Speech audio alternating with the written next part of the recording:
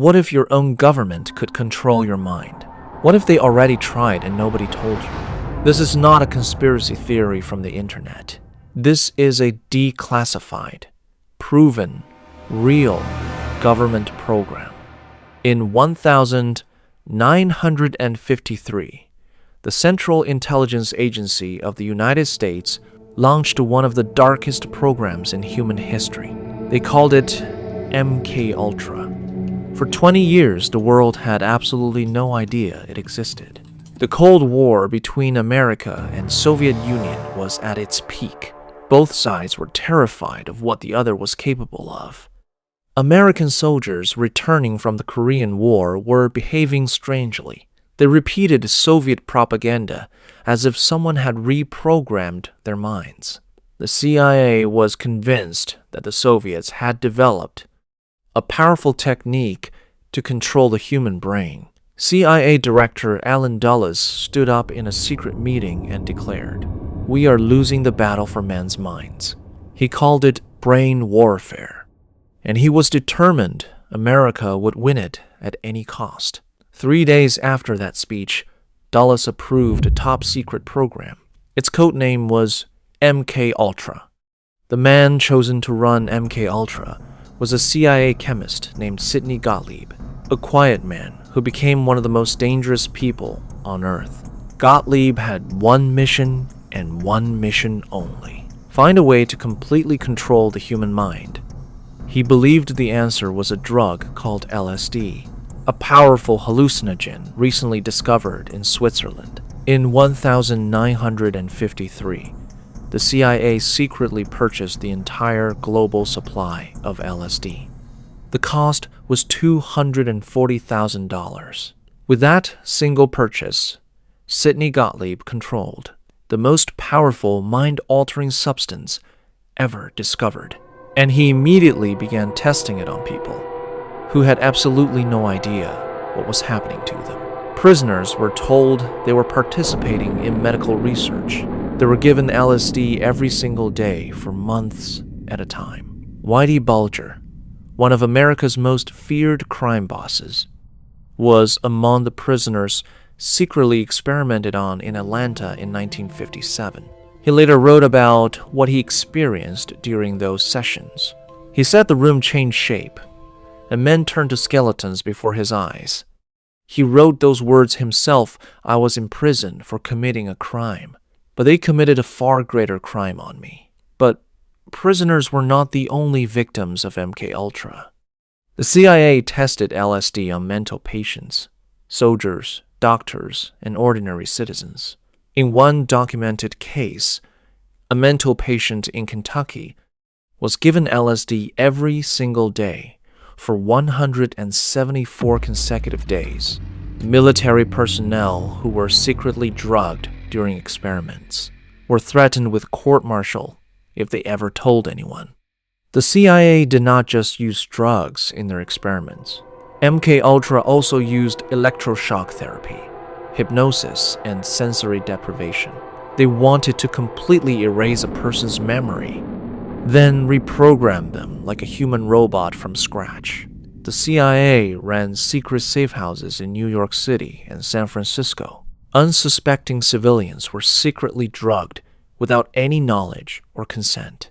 A federal agent named George White ran these safe houses for the CIA. He would invite strangers inside and secretly slip LSD into their drinks. CIA officers watched everything through one-way mirrors. They recorded every reaction, every breakdown, every moment of terror. The experiments did not stay inside America's borders. MKUltra conducted tests in prisons across Japan, Germany, and the Philippines. Over 30 universities and research institutions across America were secretly funded by the CIA through fake front organizations. Most professors and researchers had absolutely no idea that the CIA was using their work for illegal human experiments. Then came the case that changed everything: the death of a man named Frank Olson. Frank Olson was an army biochemist who worked with the CIA. He was a husband, a father, and a loyal government scientist. In November 1953, Olson attended a secret CIA meeting at a remote cabin deep in the forests of Maryland. Without his knowledge, Sidney Gottlieb secretly put LSD into Frank Olson's drink during that very meeting. Within days, Olson began experiencing severe psychological distress. He became paranoid, withdrawn, and deeply disturbed. On November 28th, 1953, just 10 days after being drugged, Frank Olson fell from the 10th floor window of a New York hotel. The government called it a suicide. His family called it murder. For over 20 years, the Olson family was told absolutely nothing. They were given a small payment and told to move on with their lives. It was not until 1975 that secret CIA documents were accidentally discovered, buried inside a forgotten file room nobody had checked in years. A journalist named Seymour Hersh broke the story in the New York Times. America woke up to a nightmare it could not believe was real. Congressional hearings were immediately ordered across the country. Senators demanded to know everything the CIA had done.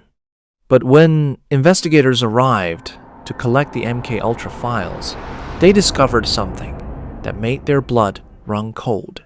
In 1973, CIA Director Richard Helms had given one quiet order. Every single MKUltra document was to be immediately destroyed. Thousands and thousands of files detailing decades of illegal experiments were shredded and burned before anyone could ever read them. Helms knew exactly what was coming for him, and he made sure the evidence would never see the light of day. But the CIA made one critical and costly mistake. 20,000 documents had been accidentally misfiled in a financial records room. Those documents were discovered in 1977. They contained 700 pages of shocking and undeniable evidence. On August 3, 1977, CIA Director Stansfield Turner sat before the United States Senate. He told Congress he was, in his own words, completely horrified. He admitted the CIA had secretly drugged its own citizens.